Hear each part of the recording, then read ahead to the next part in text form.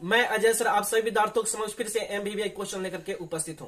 आज हम लोग वर्ग 10 प्लस 2 के विद्यार्थियों के लिए अर्थात इंटर के विद्यार्थियों के लिए विषय इतिहास से भाग अ पुरातत्व एवं प्राचीन भारत का पार्ट 3 सामाजिक इतिहास महाभारत के विशेष संदर्भ का पार्ट 2 लेकर के उपस्थित हूं, क्योंकि इसके पहले हमने पार्ट 1 बना दिया है। आप मेरे चैनल का प्ले लिस्ट में जाकर के देख सकते हैं या उसका लिंक हम डिस्क्रिप्शन बॉक्स में दे देंगे, आप वहां से भी जाकर के देख सकते हैं। तो आज हम लोग पार्ट 2 में जो है 20 एमबीबीआई एमसीक्यू का अध्ययन करेंगे।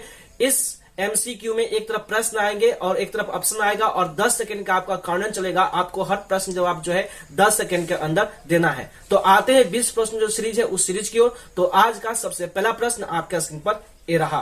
तो आज का सबसे पहला प्रश्न है कि कुरु वंश की राजधानी कहां थी। आपको बताना है कि कुरु वंश की राजधानी कहां थी। इसके 4 ऑप्शन दिए गए हैं। ए में है हस्तिनापुर, बी में है श्रावस्ती, सी में है कुशीनगर और डी में है लुम्बिनी। चलिए आपका काउंटडाउन शुरू होता है अब।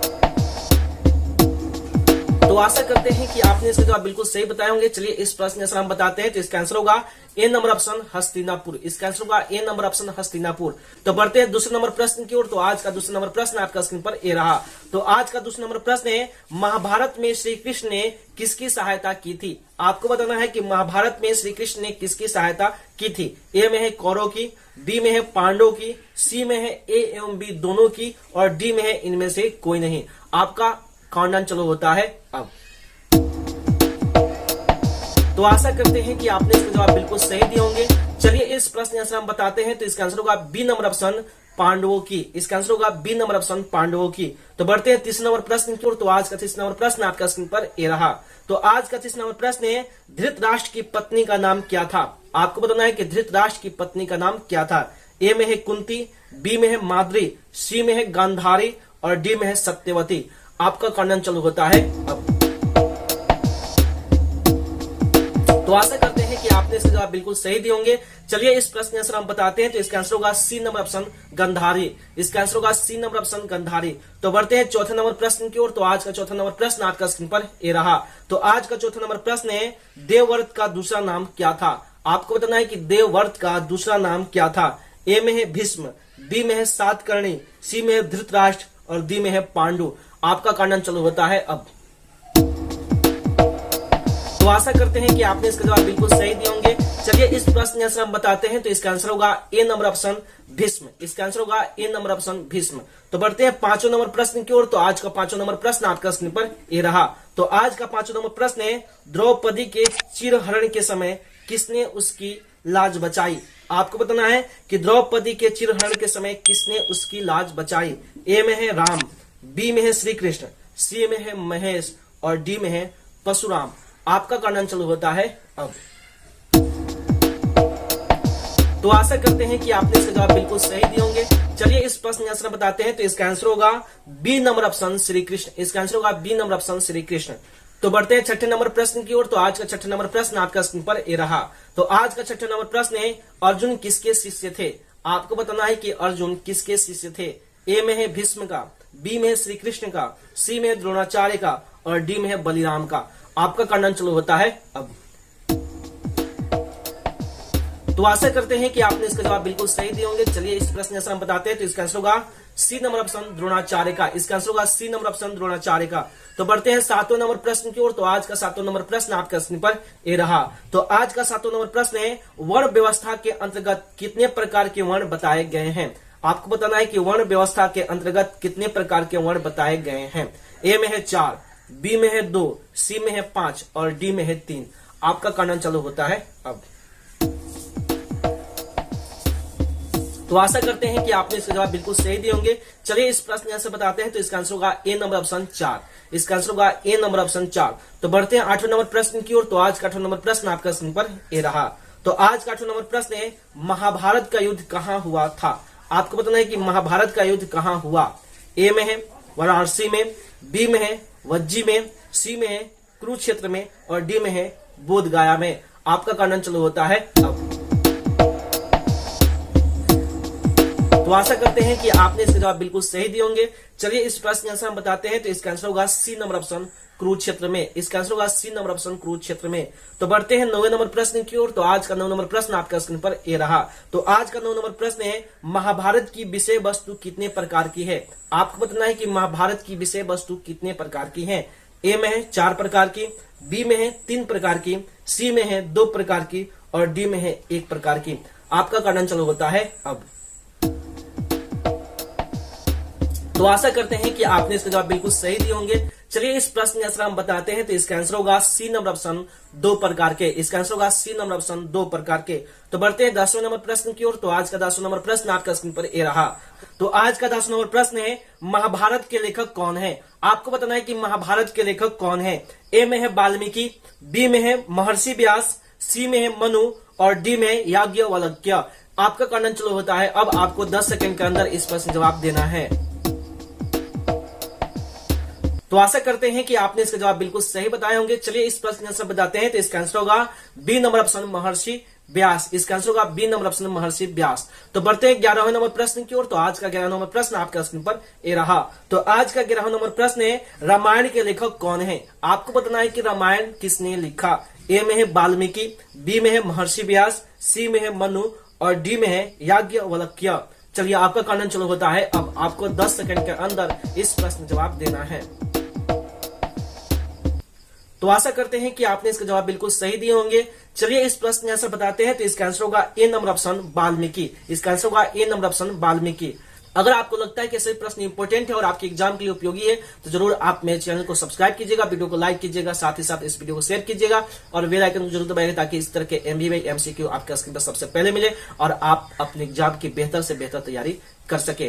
तो बढ़ते हैं 12वें नंबर प्रश्न की ओर। तो आज का 12वां नंबर प्रश्न आपके स्क्रीन पर ये रहा। तो आज का 12वां नंबर प्रश्न है, मनु स्मृति किसने लिखी? आपको बताना है कि मनु स्मृति की रचना किसने की। ए में है नारद, बी में है चरक, सी में है मनु और डी में है भरत। आपका कारण चालू होता है अब। तो आशा करते हैं कि आपने इसका जवाब बिल्कुल सही दिए होंगे। चलिए इस प्रश्न का आंसर बताते हैं। तो इसका आंसर होगा सी नंबर ऑप्शन मनु। इसका आंसर होगा सी नंबर ऑप्शन मनु। तो बढ़ते हैं 13वें नंबर प्रश्न की ओर। तो आज का 13वां नंबर प्रश्न आपका स्क्रीन पर ये रहा। तो आज का 13वां नंबर प्रश्न है, याज्ञवल्क्य स्मृति किसने लिखी? आपको बताना है कि याज्ञवल्क्य स्मृति किसने लिखी। ए में है याज्ञवल्क्य, बी में कामंडक, सी में है चरक और डी में है पारणी। आपका कारण चालू होता है अब। तो आशा करते हैं कि आपने इसका जवाब बिल्कुल सही दिए होंगे। चलिए इस प्रश्न का आंसर हम बताते हैं। तो इसका आंसर होगा ए नंबर ऑप्शन याज्ञवल्क्य। इसका आंसर होगा ए नंबर ऑप्शन याज्ञवल्क्य। तो बढ़ते हैं 14वें नंबर प्रश्न की ओर। तो आज का 14वां नंबर प्रश्न आपके स्क्रीन पर ये रहा। तो आज का 14वां नंबर प्रश्न है, नारद स्मृति किसने लिखी? आपको बताना है कि नारद स्मृति किसने लिखी। इसके 4 ऑप्शन दिए गए हैं। ए में है मनु, बी में है भरत, सी में है चरक और डी में है नारद। आपका कारण चालू होता है अब। तो आशा करते हैं कि आपने इसका जवाब बिल्कुल सही दिए होंगे। चलिए इस प्रश्न का हम बताते हैं। तो इसका आंसर होगा डी नंबर ऑप्शन नारद। इसका आंसर होगा डी नंबर ऑप्शन नारद। तो बढ़ते हैं 15वें नंबर प्रश्न की ओर। तो आज का 15वां नंबर प्रश्न आपका स्क्रीन पर ये रहा। तो आज का 15वां नंबर प्रश्न है, नीति शास्त्र किसने लिखा? आपको बताना है कि नीति शास्त्र किसने लिखा। ए में है याज्ञवल्क्य, बी में है कामनदक, सी में है चरक और डी में है भरत। चलिए आपका कारण चालू होता है अब। चलिए हम इस प्रश्न का आंसर बताते हैं। तो इसका आंसर होगा बी नंबर ऑप्शन कामनदक। इसका आंसर होगा बी नंबर ऑप्शन कामनदक। तो बढ़ते हैं 16वें नंबर प्रश्न की ओर। तो आज का 16वां नंबर प्रश्न आपके स्क्रीन पर ये रहा। तो आज का 16वां नंबर प्रश्न है, सुश्रुत संहिता किसने लिखा? आपको बताना है कि सुश्रुत संहिता किसने लिखा। ए में है याज्ञवल्क्य, बी में है कामनदक, सी में है चरक और डी में है भरत। आपका कारण चालू होता है अब। तो आशा करते हैं कि आपने इसका जवाब बिल्कुल सही दिए होंगे। चलिए इस प्रश्न से हम बताते हैं। तो इसका आंसर होगा सी नंबर ऑप्शन चरक। इसका आंसर होगा सी नंबर ऑप्शन चरक। तो बढ़ते हैं 17वें नंबर प्रश्न की ओर। तो आज का 17वां नंबर प्रश्न आपका स्क्रीन पर ये रहा। तो आज का 17वां नंबर प्रश्न है, अष्टाध्यायी के लेखक कौन है? आपको बताना है कि अष्टाध्यायी के लेखक कौन है। ए में है पारणी, बी में है मनु, सी में है चरक और डी में है भरत। आपका कारण चालू होता है अब। तो आशा करते हैं कि आपने इसका जवाब बिल्कुल सही दिए होंगे। चलिए इस प्रश्न का आंसर बताते हैं। तो इसका आंसर होगा ए नंबर ऑप्शन पारणी। इसका आंसर होगा ए नंबर ऑप्शन पारणी। तो बढ़ते हैं 18 नंबर प्रश्न की ओर। तो आज का 18 नंबर प्रश्न आपका स्क्रीन पर ये रहा। तो आज का 18 नंबर प्रश्न है, नाट्य शास्त्र किसने लिखा? आपको बताना है कि नाट्य शास्त्र किसने लिखा। ए में है चरक, बी में है नारद, सी में है मनु और डी में है भरत। आपका काउंटडाउन चालू होता है अब। तो आशा करते हैं कि आपने इसके जवाब बिल्कुल सही दिए होंगे। चलिए इस प्रश्न जैसा हम बताते हैं। तो इसका आंसर होगा डी नंबर ऑप्शन भरत। इसका आंसर होगा डी नंबर ऑप्शन भरत। तो बढ़ते हैं 19 नंबर प्रश्न की ओर। तो आज का 19 नंबर प्रश्न आपके स्क्रीन पर ये रहा। तो आज का 19 नंबर प्रश्न है, गीता में कितने अध्याय एवं कितने श्लोक हैं? ए में है 15 अध्याय एवं 700 श्लोक, बी में है 18 अध्याय एवं 700 श्लोक, सी में है 154 अध्याय एवं 8800 श्लोक और डी में है 140 अध्याय एवं 2400 श्लोक। आपका काउंटडाउन चालू होता है अब।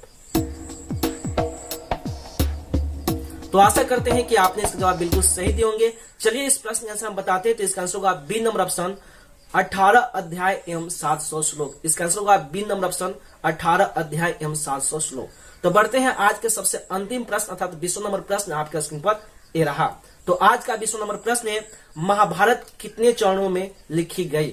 आपको बताना है कि महाभारत कितने चरणों में लिखी गई। ए में है 2, बी में है 3, सी में है 4 और डी में है 5।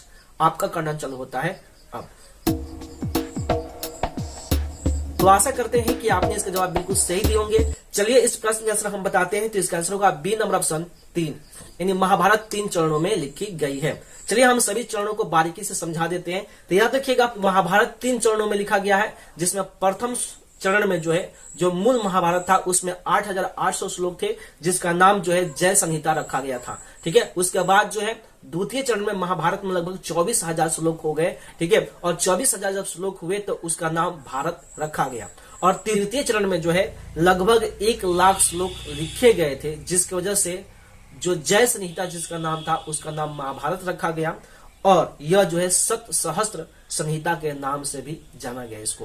तो इस तरह से महाभारत 3 चरणों में लिखा गया था। प्रथम चरण, द्वितीय चरण और तृतीय चरण। प्रथम चरण में श्लोकों की संख्या 8800 थी। द्वितीय चरण में श्लोकों की संख्या 24,000 थी और तृतीय चरण में श्लोकों की संख्या 1 लाख थी। ठीक है। तो इस तरह से महाभारत 3 चरणों में लिखा गया। तो यह एक अच्छी जानकारी है जो आपको समझ में आ गया होगा। चलिए इसी के साथ तो जो भी विद्यार्थी 20 में 20 प्रश्न जवाब बिल्कुल सही दिए हैं वह मेरे नजर में एक्सीलेंट है। और जिन विद्यार्थियों ने 20 में 15 प्रश्न जवाब दिए हैं वह काफी इंटेलिजेंट है, काफी लेबोरियस है, वह भी मेहनत कर रहे हैं अपने एग्जाम में एक अच्छा स्कोर करने के लिए। तो अगर आपको लगता है कि सभी प्रश्न इंपॉर्टेंट है और आपके एग्जाम के लिए उपयोगी है तो जरूर आप मेरे चैनल को सब्सक्राइब कीजिएगा, वीडियो को लाइक कीजिएगा, साथ ही साथ इस वीडियो को शेयर कीजिएगा और बेल आइकन को जरूर दबाइए ताकि इस तरह के MBA MCQ क्वेश्चन आपके स्क्रीन पर सबसे पहले मिले और आप उस वीडियो को सबसे पहली बार देखें और आप अपने एग्जाम की बेहतर से बेहतर तैयारी कर सकें। इसी के साथ बिहार बोर्ड के जितने भी विद्यार्थी, साथ ही साथ इस देश के जितने भी युवा हैं जो किसी भी कॉम्पिटिटिव एग्जाम की तैयारी करते हैं, उन सभी मित्रों को, उन सभी दोस्तों को मेरी तरफ से बेस्ट ऑफ लक। जय हिंद, जय भारत।